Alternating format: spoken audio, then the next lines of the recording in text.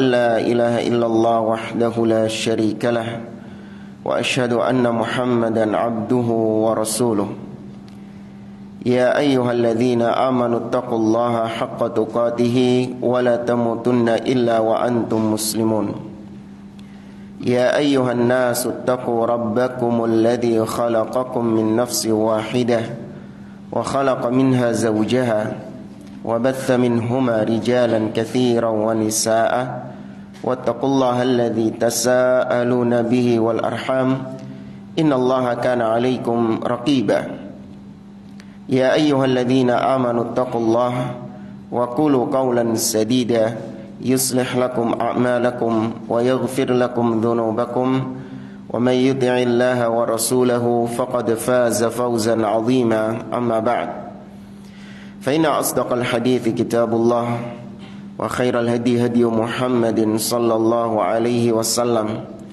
وشر الأمور محدثاتها وكل محدثة بدعة وكل بدعة ضلالة وكل ضلالة في النار. Ma'asyiral muslimin, ikhwani fillah, rahimani wa rahimakumullah. Kita melanjutkan kembali pembahasan tafsir juz amma oleh Fadilatul Syekh Muhammad bin Shalih Al-Utsaimin rahimahullahu taala. Pada pertemuan pagi hari ini kita memasuki tafsir surah Ad-Duha. A'udzu billahi minasyaitonir rajim. Qala Allahu azza wa jalla bismillahirrahmanirrahim wad-duha wal laili idza saja. Basmalah sudah selesai tafsir dari basmalah. Maka langsung di ayat yang pertama Allah Subhanahu wa taala mengatakan wad-duha, demi waktu duha. Lagi-lagi Allah bersumpah dengan menggunakan waktu. Dan sangat sering kita sampaikan Allah berhak bersumpah dengan apapun dari makhluk-makhluknya. Allah bersumpah dengan waktu. Allah juga bersumpah dengan sebagian makhluk-makhluknya yang lain. Maka itu hak Allah. Adapun manusia tidak boleh bersumpah kecuali hanya dengan nama Allah Subhanahu wa taala. Ini sudah sering kita sampaikan. Taib, ad-duha huwa awwalun nahar. Ad-duha itu adalah permulaan waktu nahar.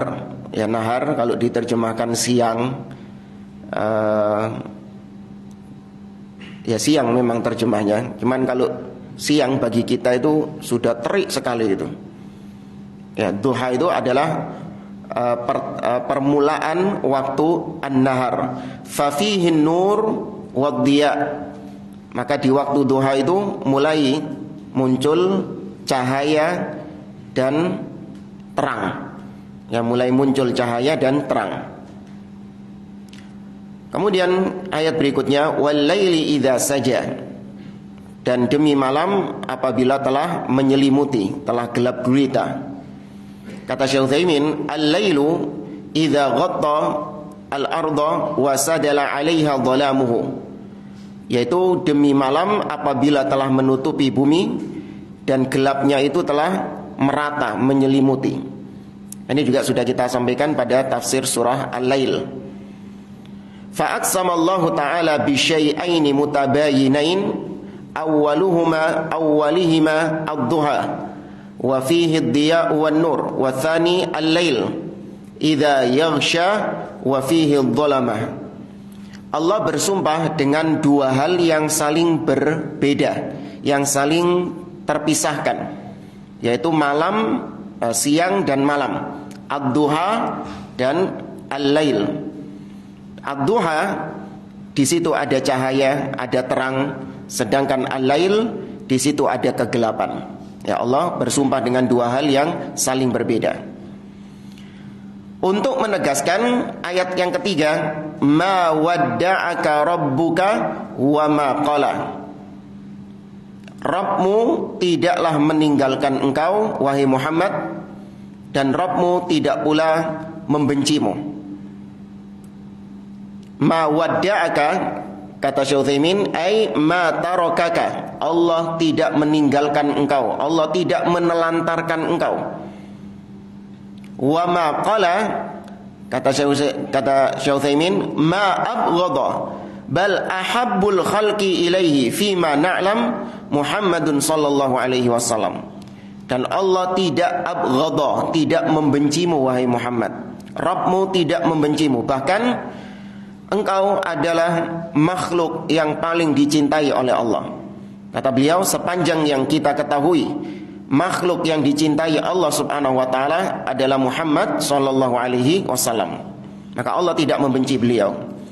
Walihada ikhtarahu Allah li'a'dhamir risalat.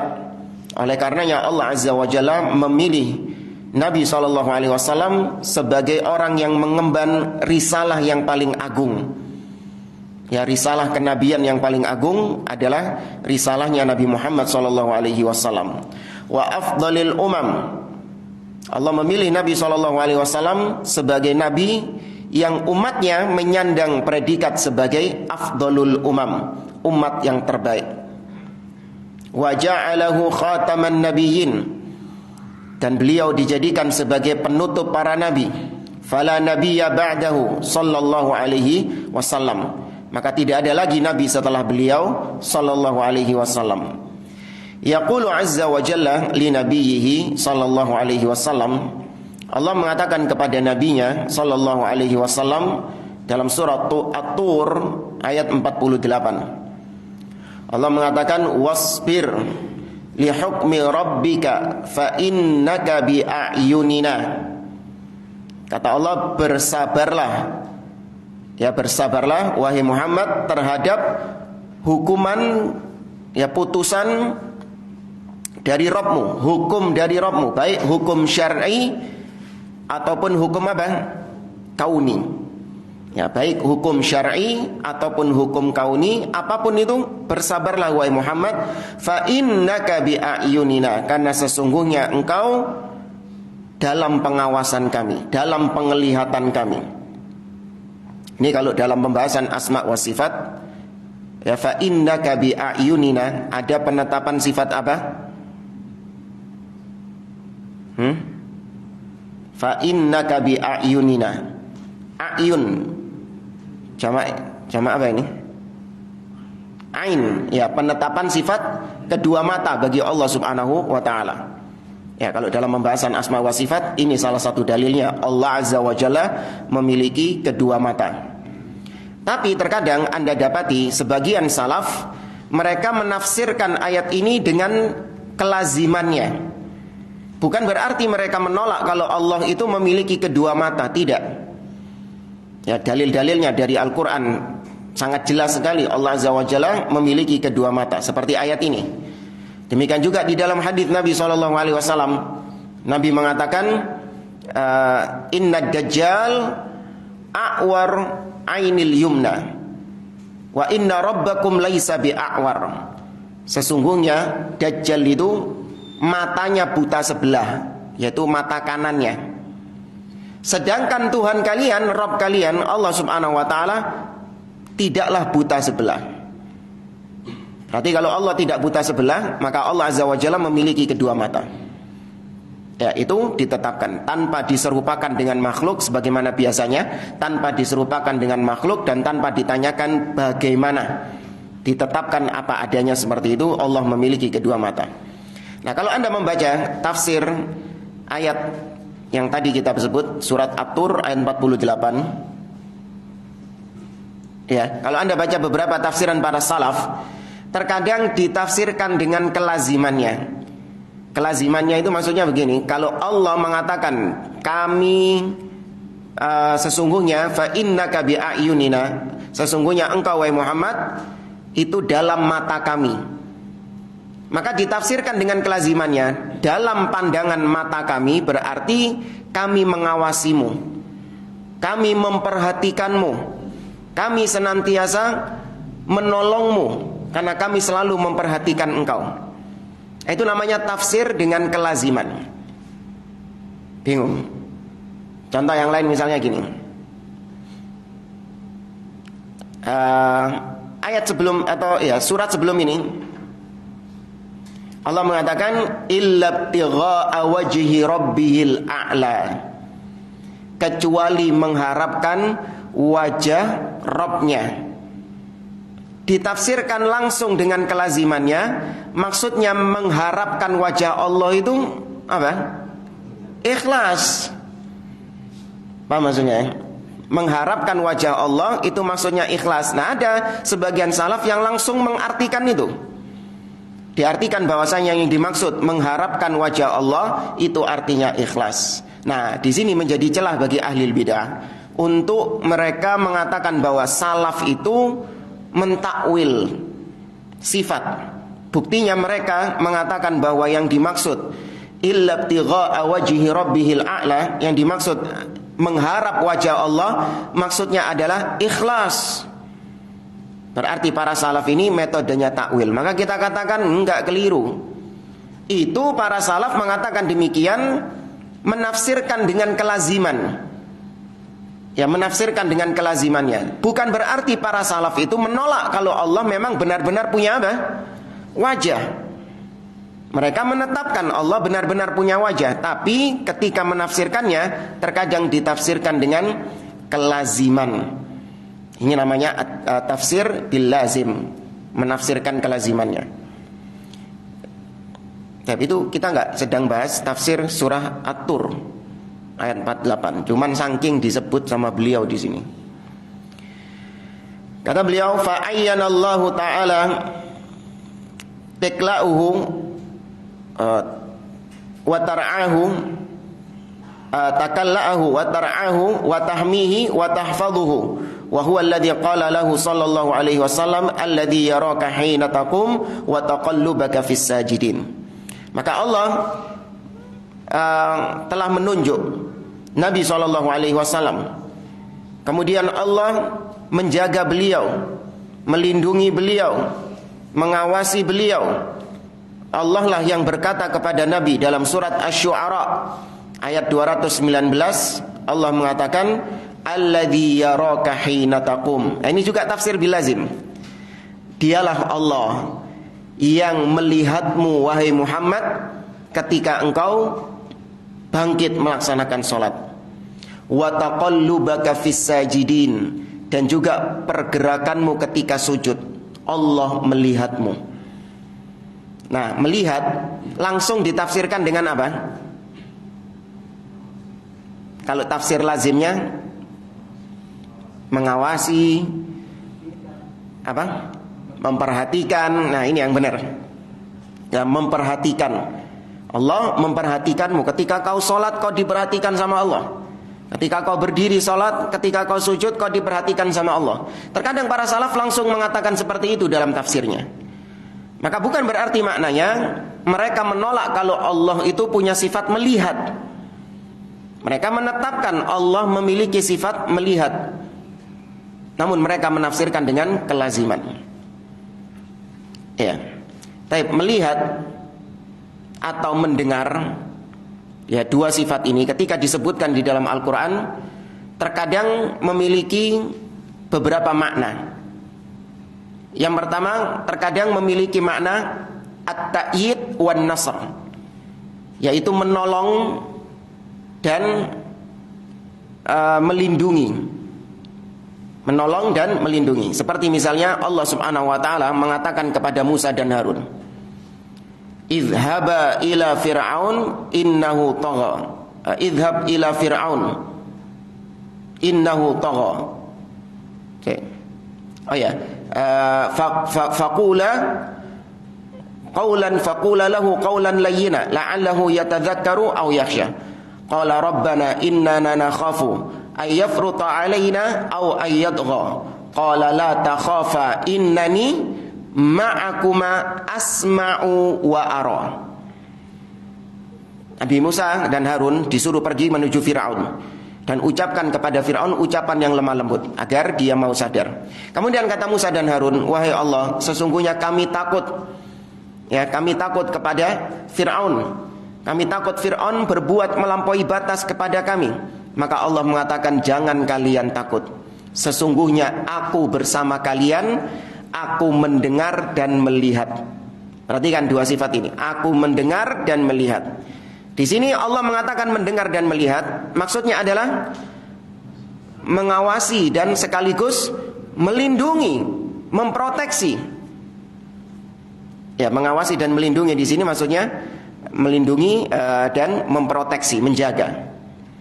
Tapi terkadang melihat dan mendengar itu ketika diucapkan kepada orang-orang kafir, maka berarti maknanya adalah kami senantiasa mencatat perbuatan kalian dan kami senantiasa membalas perbuatan kalian. Karena kami mendengar dan kami melihat. Contoh misalnya Allah mengatakan dalam surah Ali Imran, Allah mengatakan tentang orang-orang Yahudi, qad sami'a Allahu qaulal ladzina qalu innallaha faqirun wa nahnu aghnia sanaktubu ma qalu wa qatlahumul anbiya'a bighairi haq. Kata Allah, sungguh Allah telah mendengar. Perhatikan, sama enggak pendengarannya dengan tadi ketika Nabi Musa dan Harun? Allah pendengarannya sama, tapi makna lazimnya, kelazimannya berbeda.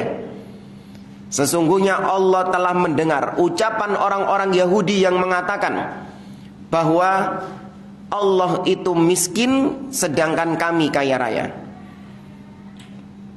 Allah mendengar, sama seperti Nabi Musa dan Harun tadi yang mengatakan aku mendengar dan melihat. Sama-sama mendengar, tapi makna lazimnya beda enggak? Ketika diucapkan kepada Nabi Harun dan Musa, maka yang dimaksud mendengar di sini adalah melindungi, menjaga, menolong, memproteksi. Tapi ketika dikatakan kepada orang-orang kafir, Allah kerungu loh, hati-hati kon. Nah, berarti tafsir lazimnya apa? Ancaman itu. Itu ancaman kepada mereka. Aja enak-enakan kon. Allah kerungu, Allah tahu apa yang kalian ucapkan itu. Maka Allah kalau sudah tahu, Allah kalau sudah mendengar, berarti ada apanya? Ada balasannya kepada kalian. Hati-hati. Baik, ini namanya tafsir lazim. Ya, Anda kalau dapati para ulama-ulama salaf atau para ulama-ulama mufassirin, mereka menafsirkan Al-Quran dengan tidak menetapkan sifat Allah, maka yakini bahwasanya kembalikan mereka kepada akidahnya. Bahwasanya menetapkan sifat Allah itu sudah menjadi akidah yang paten bagi para ulama salaf.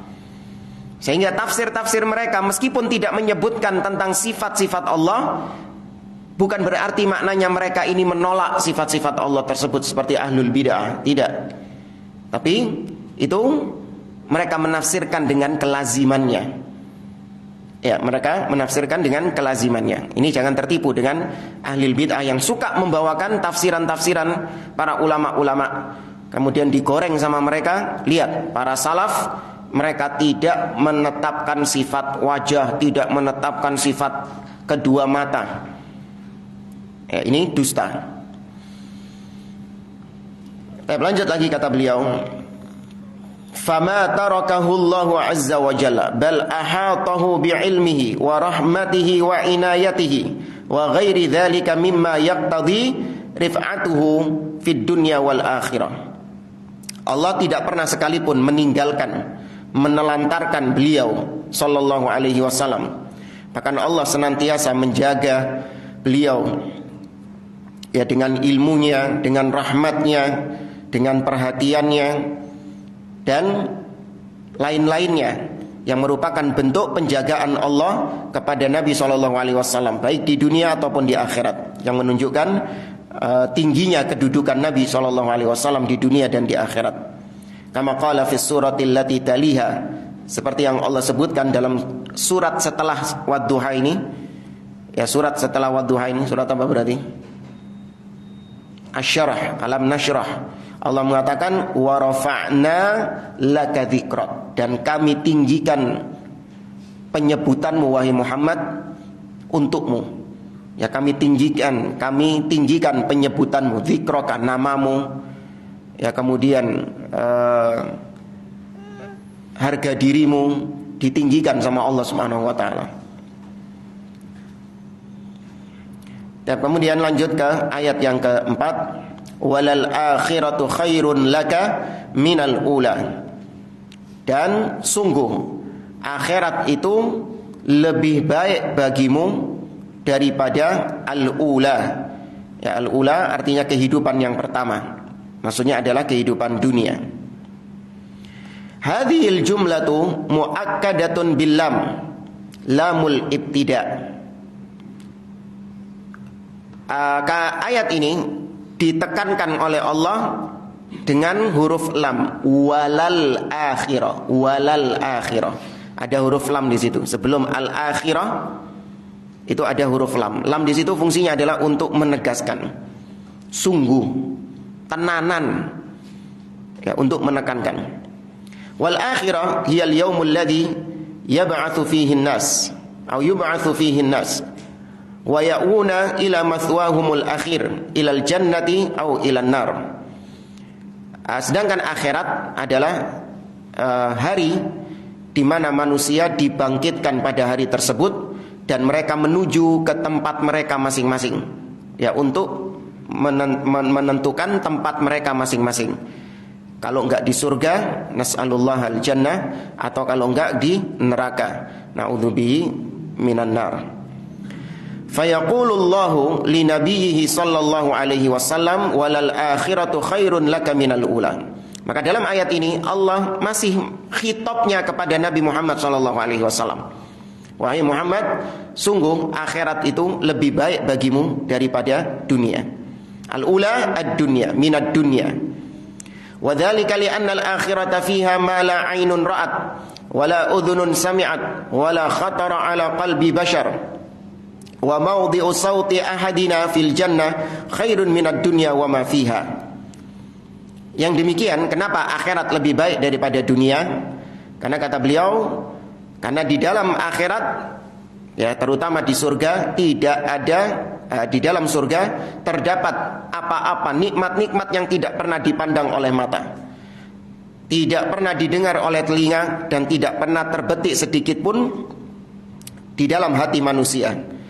Dan kata Nabi, hadis yang pernah kita baca, sungguh tempat sekecil sarungnya, ya, sarungnya pecut, ya, tempat sekecil sarungnya cambuk di surga itu lebih baik daripada dunia ini dan seisinya. Ya, tempat sekecil adai cemeti, adai cambuk, cilik tempatnya, itu di surga lebih baik daripada dunia ini dan seisinya. Kama ja'a dzalika Rasulullah sallallahu alaihi wasallam, sebagaimana yang tadi disebutkan itu datang hadis-hadis, riwayat-riwayat tentang hal tersebut. Walihada lamma khayyarallahu nabiyahu sallallahu alaihi wasallam fi maradihi baina an ya'isha fid dunya ma ya'ishu wa baina ma 'indallah ikhtara ma 'indallah kama a'lana dzalika sallallahu alaihi wasallam fi khutbatihi haitsu qala. Oleh karenanya ketika Nabi sallallahu alaihi wasallam di akhir-akhir hidupnya, ketika beliau sudah dalam kondisi yang sakit, Allah memberikan pilihan kepada Nabi. Allah dikasih pilihan kepada Nabi. Ini Nabi baru dikasih pilihan antara tetap hidup di dunia atau antara meninggal, wafat, dengan mendapatkan kehidupan akhirat. Antara dunia dan akhirat diberi pilihan. Maka Nabi SAW lebih memilih kehidupan akhirat. Sebagaimana Nabi mengatakan, mengisyaratkan, ini beliau sendiri padahal yang beliau maksud. Nabi mengatakan, inna abdan min ibadillah khayyarahullahu baina ayya'isha fid dunya ma sya'allah an ya'isha wa ma baina ma indah fakhtara ma indallah. Nabi bersabda kepada para sahabat, wahai para sahabat, ada seorang hamba, padahal beliau sendiri sallallahu alaihi wasallam, ada seorang hamba dari hamba-hamba Allah yang dia diberi pilihan antara tetap hidup di dunia sesuai dengan kehendak Allah kapan dia hidup di dunia, atau antara dia mendapatkan apa yang ada di sisi Allah berupa pahala, balasan-balasan. Tapi ternyata sang hamba ini lebih memilih apa yang di sisi Allah subhanahu wa ta'ala. Fabaka Abu Bakrin radhiyallahu anhu. Maka Abu Bakar, lihat betapa Abu Bakar sangat connect dengan apa yang disampaikan Nabi. Begitu dengar seperti itu, langsung Abu Bakar menangis. Karena Abu Bakar paham yang dimaksud oleh beliau adalah beliau sendiri. Langsung tahu Abu Bakar As-Siddiq. Wa ta'ajjaban nas min bukaihi kaifa yabki min hadha. Sedangkan sahabat-sahabat yang lain mereka heran sama Abu Bakar. Ngapain gitu kok nangis itu? Iya, kenapa gitu saja kok menangis? Heran. Walakinnahu radhiyallahu anhu kana a'laman nasi bi Rasulillah sallallahu alaihi wasallam, alima annal mukhayyar huwa Rasul sallallahu alaihi wasallam. Karena Abu Bakar sangat cinta kepada Nabi, Abu Bakar sangat dekat dengan Nabi sallallahu alaihi wasallam. Abu Bakar tahu bahwa yang beliau maksud adalah beliau sendiri. Dan Abu Bakar tahu bahwa itu pertanda beliau sudah mau wafat. Ya, langsung connect Abu Bakar, berarti beliau sebentar lagi sudah wafat. Ini akhir hidupnya Nabi sallallahu alaihi wasallam. Wa anna hadza idzanu bi qurbi ajalihi, dan ini termasuk diantara atau ini adalah isyarat dari Nabi tentang dekatnya ajal beliau, sudah dekatnya ajal beliau. Kita lanjut ke ayat berikutnya. Kata Allah Subhanahu wa taala, wala sawfa yu'tika rabbuka fatarda. Dan sungguh Rabbmu akan memberikan kepadamu fatarda, sehingga engkau menjadi ridha, sehingga engkau menjadi senang. Sungguh Rabbmu akan memberikan kepadamu sehingga engkau menjadi ridha atau senang. Sama seperti tadi, dibuka dengan huruf lam. Wa la saufa, ada la. Sebelum saufa ada la, bukan la tidak ya, bedakan. Dan ada imam ya bela nih lagunya supaya enak gitu, akhirnya ngawur kabeh panjang pendek. Wala saufa, ya, itu beda. La di situ berarti menafikan, padahal ini bukan. Wala saufa artinya takkid, menekankan. Kemudian saufa tadullu ala tahaqquqi syai' lakin ba'da mahla wa zaman. Adapun saufa itu menunjukkan sesuatu yang pasti terjadi tapi setelah beberapa waktu. Ya, saufa ini pasti akan terjadi, tapi ada jedanya, ada tenggangnya, ada tenggang waktunya. Maka Allah ketika mengatakan wala saufa itu belum terjadi, namun pasti akan terjadi. Yu'tika rabbuka, ay yu'tika ma yurdika fatarda. Allah pasti akan memberikan kepadamu apa-apa yang engkau ridhoi wahai Muhammad. Walaqad a'tahu Allahu ma yurdihi sallallahu alaihi wasallam, dan Allah memberikan apa-apa yang Nabi ridhoi, apa-apa yang Nabi sukai. Contoh misalnya Allah sebut dalam surat Al-Baqarah di awal-awal juz yang kedua, Allah Azza wa Jalla mengatakan qad nara taqalluba wajhika fis sama falanuwalliyannaka qiblatan tardaha fawalli wajhaka syatral masjidil haram. Jadi ceritanya Nabi SAW itu lebih suka kiblatnya itu ke arah Ka'bah daripada arah Baitul Maqdis, Masjid Al-Aqsa. Kenapa? Untuk menutup pintu-pintu tasyabbuh. Karena di Baitul Maqdis itu jadi satu kiblat dengan orang-orang ahlul kitab, al-Yahud wan Nasara. Maka Nabi ingin menutup pintu-pintu tasyabbuh ini. Dan Nabi dalam masalah ini gak main-main, benar-benar ditutup rapat sama Nabi kalau urusan tasyabbuh ini. Selain masalah ini, masalah apa lagi? Masalah puasa Asyura, ya, masalah puasa Asyura. Orang Yahudi melok-melok puasa Asyura, ditutup sama Nabi celahnya. Disuruh apa? Puasa Tasu'a, puasa 9, untuk menutup celah-celah tasyabbuh itu. Nabi juga mengatakan sallu ala ni'alikum fa innal yahud la yusalluna illa ala ni'alihim. Nabi mengatakan kalian sholatlah pakai sendal-sendal kalian, pakai alas-alas kaki kalian. Pakai sudah kalau sholat, gak apa-apa. Karena sesungguhnya orang-orang Yahudi mereka tidak sholat kecuali nyeker. Tapi ya jangan di sini dipraktekannya. Iya. Praktekan di mana antum bisa sholat pakai sepatu? Iya, ketika sholat Id, Atau ketika di Masjid Nabawi, Masjidil Haram, di pelatarannya, jangan di dalamnya, enggak. Antum sholat di pelatarannya, payung-payung itu loh, Masjid Nabawi itu. Dan luarnya pelatarannya yang payung-payung yang bisa mekar itu. Enggak apa-apa sih itu sholat pakai sandal, pakai sepatu. Ya, sepanjang sudah dipastikan tidak ada najis di situ, tidak kena kotoran atau semisal dengannya. Sholat, ya jalankan, itu sunnah itu.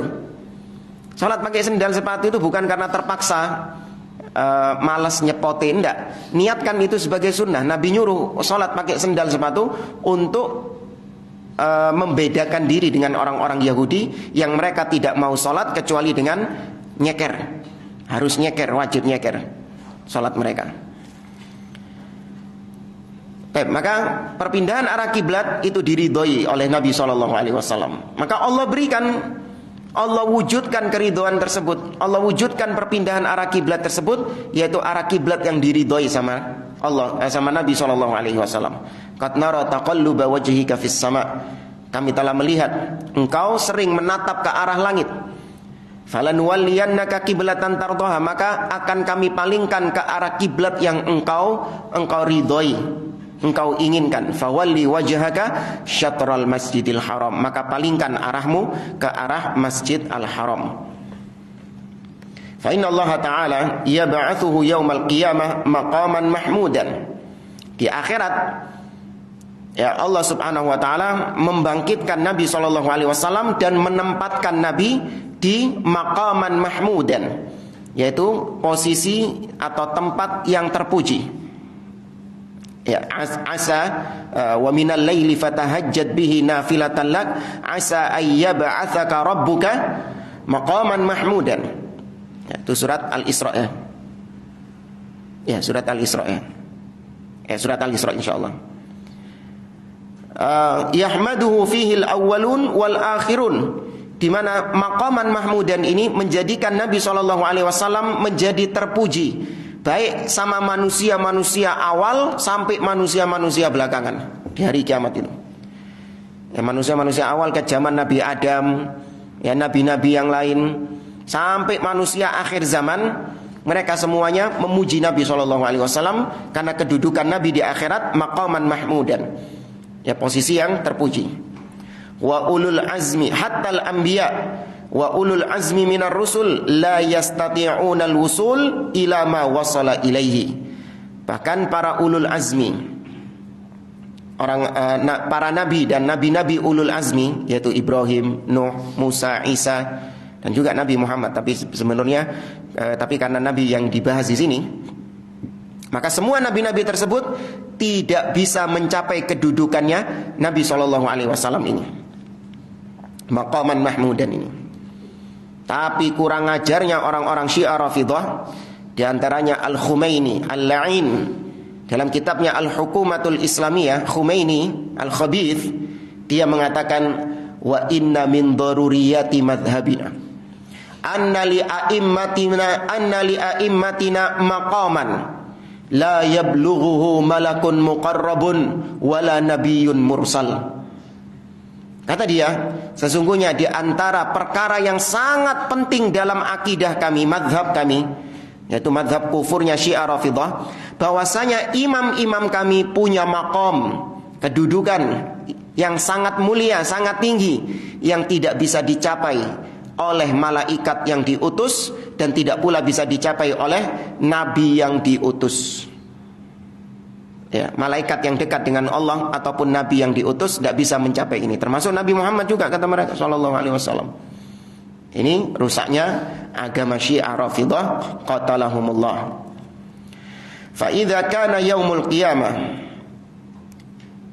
wa 'azumal karab wal gham 'alal khalqi wa daqat 'alaihimul umur talaba ba'dhum min ba'din ayyaltamisu man yushaffa' lahum ila Allah azza wa jalla fayatuna ila Adam thumma Nuh thumma Ibrahim thumma Musa thumma Isa. Ketika di hari kiamat di padang mahsyar, ya ketika hari kiamat di padang mahsyar, dan kondisi manusia saat itu sudah sangat kepayahan, sudah sangat tersiksa dengan panasnya terik matahari ketika di padang mahsyar itu.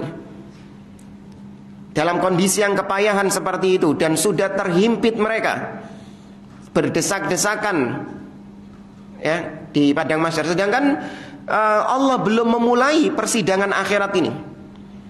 Maka mereka pun mencari siapa orang yang bisa untuk mengatakan atau meminta kepada Allah. Siapa orang yang bisa mengatakan, minta kepada Allah untuk segera diputuskan ini. Gak suwe-suwe nang padang mahsyar iki, sumpek nang padang mahsyar ini. Sumpek orang-orang ini. Ibarat seperti antum misalnya mau disidang di pengadilan, tapi ruang sidangnya masih ditutup, dikunci. Antum suruh ngenteni di luar, panas-panas di luar. Ya, suruh nunggu di situ. Jam berapa? Nanti jam 2. Nenono ndak nggon yop-yopan. Enggak ada tempat berteduh, suruh nunggu panas. Sumpek enggak? Sumpek. Antum nyari siapa orang yang bisa untuk ngomong sama Pak Hakim supaya ndang dimulai sidangnya. Ya. Maka kondisi mereka seperti itu. Maka mereka nyari orang, akhirnya mereka menuju ke manusia-manusia ini, menuju ke Nabi Adam. Nabi Adam nggak mau, suruh ke Nabi Nuh. Nabi Nuh nggak mau, suruh ke Nabi Ibrahim. Nabi Ibrahim nggak mau, suruh ke Nabi Musa. Nabi Musa nggak mau, suruh ke Nabi Isa. Nabi Isa nggak mau. Ya kata beliau, haula'i khamsatu awwalihim abul bashar, Nuh, Ibrahim, Musa, Isa, haula'il arba'ah alaihimus salatu wassalam min ulul azmi. Jadi 5 nabi tadi, 1 nabi abul bashar, yaitu Adam alaihi salam. Sedangkan 4 nabi setelahnya adalah ulul azmi, Nuh, Ibrahim, Musa, Isa. Kulluhum ya'tadhiruna 'anis syafa'ah lil khalqi hatta tasila ila nabi sallallahu alaihi wasallam fayaqumu wa yashfa'. Semua nabi-nabi ini mereka enggak bisa meminta kepada Allah apa yang diinginkan sama manusia ketika itu. Enggak mau mereka, saya enggak bisa. Ya, karena mereka mempunyai dosa masing-masing di sisi Allah. Nabi Adam punya dosa, Nabi Ibrahim punya dosa, Nabi Nuh punya dosa, sehingga mereka nggak berani di hari itu. Kata Nabi Adam misalnya, Inna Rabbi qad ghadibal yaum la yaghdab mithlahu qablahu wala ba'dahu. Kata Nabi Adam, sesungguhnya Rabbku sedang murka hari ini. Dan Rabbku tidak akan pernah lagi murka seperti ini sebelumnya dan sesudahnya. Ya, tidak pernah murka seperti ini Rabbku itu. Sebelumnya dan sesudahnya nggak pernah ngamuk kayak gini, murka seperti ini. Sehingga mereka semuanya tidak mampu untuk memberikan syafaat kepada manusia di padang mahsyar untuk segera diputuskan perkara mereka. Sampai mereka datang kepada Nabi SAW, maka Nabi pun sujud kepada Allah. Kemudian Allah mengatakan kepada Nabi, ya Muhammad, irfa' ra'sak. Wahai Muhammad, angkat kepalamu. Wasal tu'ta, mintalah, kau akan dijawab permintaanmu. Washfa' tu syafa', ya, dan mintalah syafaat, kau akan diberi syafaat.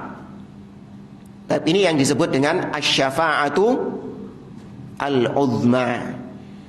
Dan itu yang Allah sebutkan tadi dalam surat Al-Isra, asa ayyab'atsaka rabbuka maqaman mahmuda, kedudukan yang tinggi, yaitu ini asy-syafa'atul uzma. Ya, satu-satunya orang yang mampu adalah Nabi Muhammad SAW.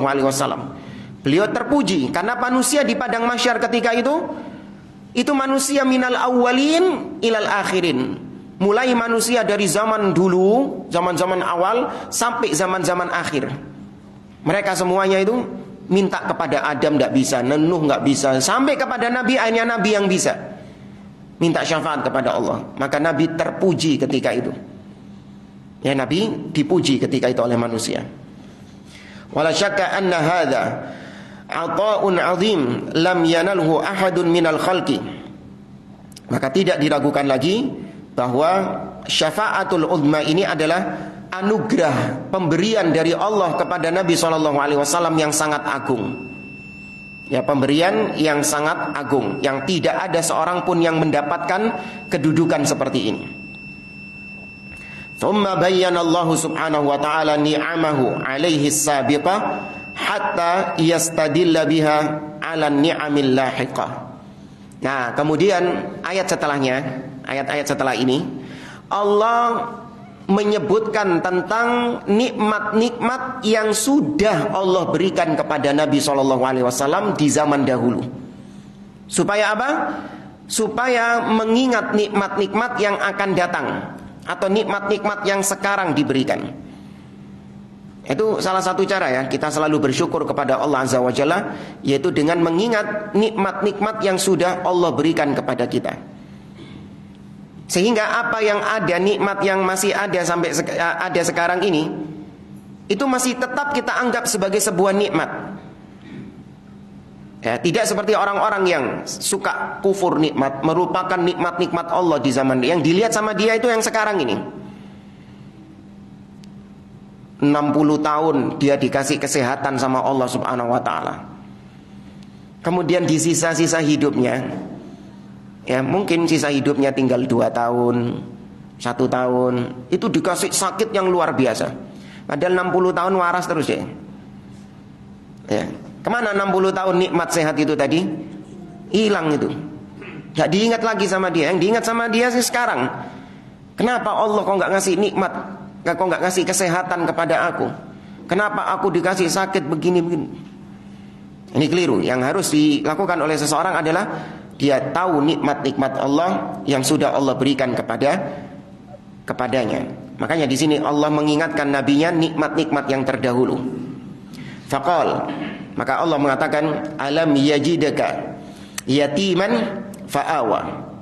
Tidakkah dia, yaitu Allah Subhanahu wa taala, Rabbmu, mendapati engkau sebagai seorang yang yatim, fa'awa, kemudian Allah melindungimu, memeliharamu. Wal istifham huna litakrir, yakni qad wajadaka Allah taala yatiman fa'awaka. Tapi di sini kalimat tanya ya. Itu ada tanda tanya, itu ada question mark. Alam yajidaka yatiman fa'awa, gitu.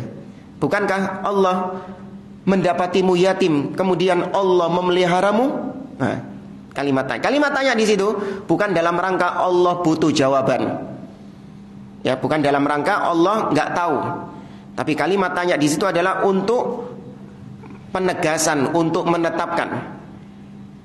Sama kalau bahasa kita itu, kita kalau nyeneni, memarahi anak, ya kita sudah bilangi, sudah kita kasih wanti-wanti, ya jangan main apa misalnya, jangan main pisau, silet nanti kau berdarah. Tetap mainan silet, mainan pisau berdarah. Apa kata orang tua? Kan tadi sudah saya bilangi. Nah itu tanda tanya. Nggak butuh jawaban. Ya memang itu untuk menegaskan. Kan tadi sudah saya bilangi. Itu bahasa Indonesia. Tapi bahasa kita sehari-hari lebih simpel lagi. Kalau ada anak wis dikandani, tetap ngeyel melakukan itu, akhirnya kena dia. Gimana kita bilangnya? Wis ngono tok seru kan. Ya kan? Bahasa Indonesia sik dawa. Kan sudah saya bilangi tadi gitu. Bahasa Jawa biasa. Ngono tok seru. Baik. Kata beliau, yakni maksudnya Allah mendapati engkau dalam kondisi yatim, kemudian Allah memeliharamu. Yatiman minal ab wa yatiman minal Yatim dari ayah dan yatim dari ibu. Yatim juga tapi nggak disebut piatu. Nggak punya ayah, nggak punya ibu. Ya karena memang ibu Nabi SAW wafat ketika Nabi masih umur usia kecil 6 tahun. Sedangkan ayah beliau wafat ketika beliau belum lahir. Fa inna abahu tufiya qabla an yulad wa ummuhu tufiyat qabla an tatimma irda'ahu atau tatimma irda'uhu. Ayahnya wafat sebelum Nabi lahir, sedangkan ibunya wafat sebelum selesai masa persusuannya. Ya, sebelum Nabi selesai masa persusuannya di tempatnya kabilah Bani Sa'ad. Ya, kabilah Bani Sa'ad. Halimah itu. Walakin Allah Ta'ala takaffala bihi wa yassara lahu man yaqumu bi tarbiyatihi wa difa'i anhu. Tapi meskipun Nabi SAW itu tidak memiliki sosok ayah dan ibu, namun Allah yang menjamin, Allah yang menanggung, Allah yang menjaga. Nabi SAW tetap bisa hidup dan tetap bisa berkembang, tumbuh dewasa. Itu Allah Azza wa Jalla yang menjadikannya, Allah yang menjaganya. Hatta wasala ilal ghayati allati aradaha Allahu Azza wa Jalla, sampai tujuannya dijaga sama Allah, supaya Nabi SAW sampai pada titik yang menjadi tujuan Allah, yaitu diangkat menjadi Nabi dan Rasul.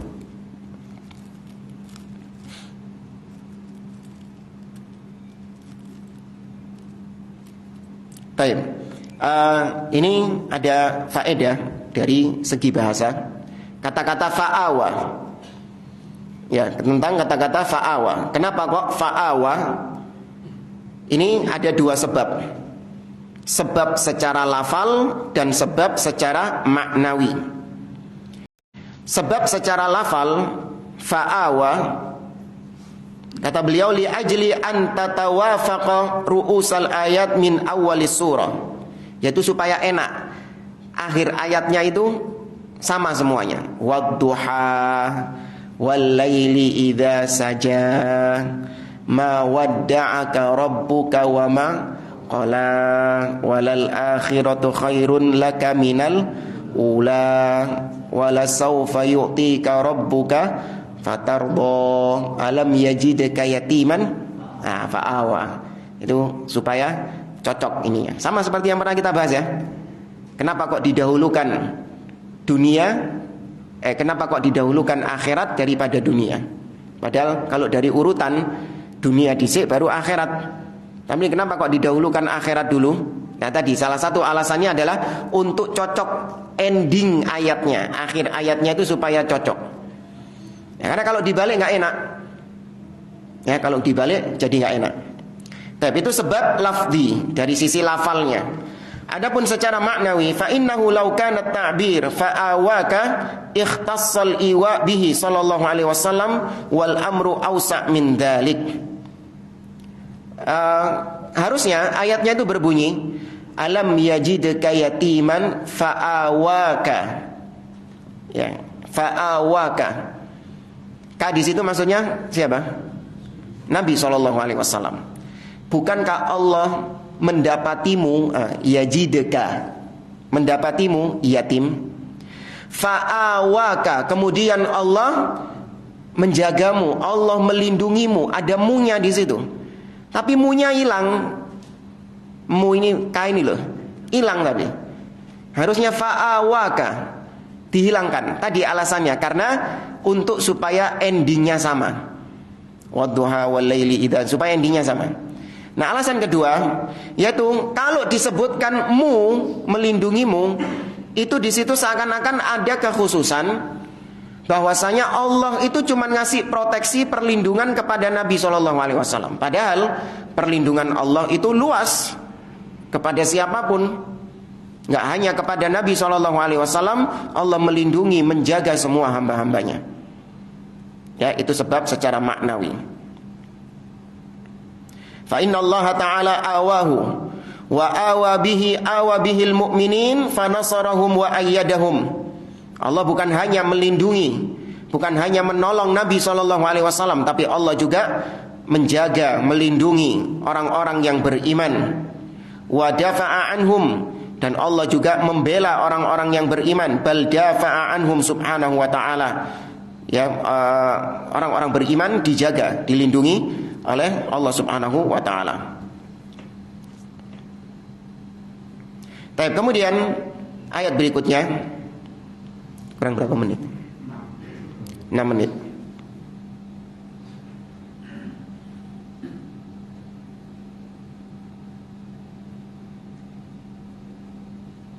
Baik, kita ringkas saja. Wa wajadaka dhallan fahada. Dan kami dan Allah mendapatimu wahai Muhammad dhallan fahada. Nah, di sini yang jadi problem Ya, pernah seorang dai yang viral berdakwah tanpa ilmu, berdakwah secara otodidak, kemudian mengatakan bahwa Muhammad dulu itu sesat. Ya, Muhammad dulu itu sesat. Allah yang bilang wa wajadaka dhallan fahada. Jadi dhal diartikan sebagai sesat. Ya, dan sesat ini berarti dulu menganut agama lain. Itu kan yang dimaksud kan? Sesat itu berarti dulu dia ini menganut agama lain, jatuh dalam kesyirikan. Kalau Umar ibnul Khattab boleh kita katakan dulu sesat, memang dulu nyembah berhala. Sahabat-sahabat yang lain dulu yang mantan musyrikin, penyembah berhala, itu baru sesat. Tapi kalau Nabi SAW tidak pernah sekalipun, bahkan ketika belum diangkat menjadi Nabi, tidak pernah sekalipun sujud kepada berhala. Ya, tidak pernah sujud kepada berhala apapun. Maka dolan di sini tidak diartikan sesat seperti dalam terjemahan. Apa kalau terjemahan bahasa Indonesia itu? Ada yang bawa terjemahan, maksud sesat pisan? Hah? Bingung, tidak tahu. Ya, bingung. Ya, tidak tahu. Karena memang disebutkan di sini dolan artinya ghairu alim, yaitu tidak memiliki ilmu. Dan benar kita katakan Nabi SAW dahulunya tidak diberi ilmu, karena tidak ada seorang pun manusia yang lahir langsung berilmu, enggak. Ya, kemudian Allah yang memberikan ilmu kepada beliau. Allah yang memberikan wahyu kepada Nabi SAW. Sebelumnya Nabi nggak tahu syariat. Nabi nggak tahu tentang nabi-nabi, para nabi dan rasul. Nabi Musa itu sopo, Nabi Isa itu sopo, gak perlu Nabi. Nggak tahu. Apalagi ilmu tentang apa yang terjadi di masa yang akan datang, tanda-tanda hari kiamat. Tak perlu Nabi, tambah nggak tahu Nabi. Nah, baru dikasih tahu sama Allah Subhanahu Wa Taala. Kisah Nabi Musa, dikasih tahu tentang Nabi Nuh, kasih tahu tentang Nabi Ibrahim. Itu pun nggak semuanya. Kata Allah, wa rusulan qad qasasnahum 'alaika min qabl wa rusulan lam naqsushum 'alaik, dalam surah An-Nisa. Kata Allah, ada rasul-rasul yang kami kisahkan kepadamu wahai Muhammad, dan ada rasul-rasul yang tidak kami kisahkan kepadamu. Nggak tahu. Maka Nabi secara asal beliau tidak mengetahui, baru kemudian diberi wahyu sama Allah. Itu yang dimaksud. Dalam bahasa Arab juga berarti artinya adalah al-jahl, ketidaktahuan. Nabi tidak tahu.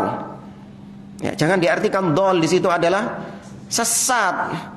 Ya memang salah satunya itu. Makanya kenapa kalau antum belajar bahasa Arab itu jangan langsung belajar terjemahnya apa. Kata ini terjemahnya ini, langsung cari terjemahnya, jangan. Tapi pahami kata ini itu maknanya apa dalam bahasa Arab. Jadi antum cari terjemahnya dalam bahasa Arab juga. Makanya dulu kita biasakan melihat arti dari suatu kata dalam bahasa Arab itu melalui mu'jam. Mu'jam ini kamus Arab ke Arab. Bukan lihat kamus Arab Indonesia, bukan. Tapi lihat kamus Arab ke Arab. Karena ketika ngelihat kamus Arab ke Arab, maka berarti di situ kita mampu memahami ayat tersebut, mampu memahami kata tersebut, sehingga ketika muncul kata itu kita bisa bebas menerjemahkannya dengan apapun selama nggak keluar dari mu'jam itu tadi, nggak keluar dari. Tapi kalau antum punya kosakata baru dalam bahasa Arab, langsung antum cari artinya dalam bahasa Indonesia, ini bahaya.